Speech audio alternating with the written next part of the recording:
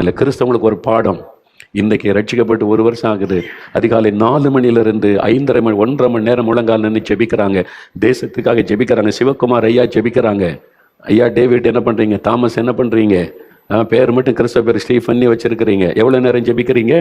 விதண்டாவாதம் பேசுகிறோம்ல. யோசிங்க. ஊழியக்காரர்கள், மொழி நேர ஊழியக்காரர்கள், தயவு செய்து இந்த நாளிலாவது மனம் திரும்பி ஒப்பு கொடுங்க. நிர்விசாரத்தை விட்டு விலகுங்க.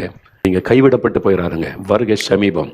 யார் எடுத்துக்கொள்ளப்படுவாங்க? இயேசு சொன்னார், எப்பொழுதும் ஜெபம் பண்ணி விழிச்சிருங்க. அப்படி வருகை சமீபித்து விட்டாரு. அதனால் ஆண்டவர் இனி வேகமாய் செயல்படுகிறார். இதுக்கு மேலே டைம் கிடையாது. கிறிஸ்தவர்கள் தயவு செய்து ஊழியக்காரங்க நிர்விசாரமாக இருக்காருங்க. சில ஊழியர்களுடைய மரண செய்தி வரும்.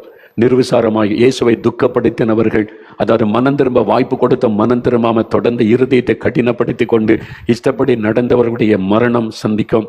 மரண படுக்கை உண்டாகும். அவ்வளோதான். அவனுடைய சடுதி நாசம் வரும் என்று கர்த்தர் சொல்கிறார். பல முறை கடிந்து கொள்ளப்பட்டும் தன் பிடரியை கடினப்படுத்துகிறவன் சகாயம் என்று சடுதியிலே நாசம் அடைவான். இந்த நீதிமொழிகளில் சொல்லப்பட்ட வார்த்தை நிறைவேறப் போகிறது.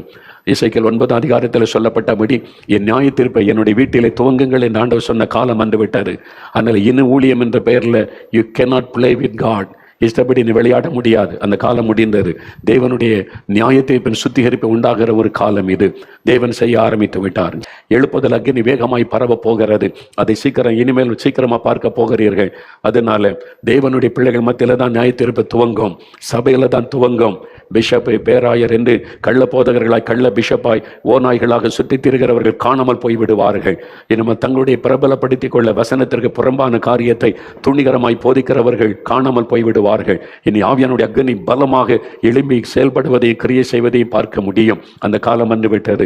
அதனால இந்த நாட்களில் கிறிஸ்தவர்கள் ஜாக்கிரதையாக இந்த மனம் திரும்பி ஒப்பு கொடுத்து ஜெப வாழ்க்கையை புதுப்பித்துக் கொள்ளுங்க. சுயநலமாய் வாழாதபடி இயேசுவுக்காக வாழ அர்ப்பணித்துக் கொள்ளுங்க. அவருடைய பிரதான கட்டளை நிறைவேற்றுவதில் தீவிரம் காட்டுங்க.